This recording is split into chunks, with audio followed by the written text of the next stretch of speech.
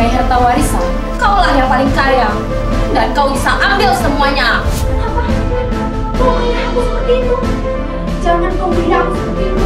Kalian lempari kami dengan pikiran jahat. Nenek telah mengeluarkan aku tak sanggup menahannya. Dedi Somarti adalah milikku. Dan dia akan membawa aku ke satu tempat berjauh dari desa ini. Aku tidak mau melihat perempuan-perempuan sendirian. Aku tidak mau melihat cucu-cucuku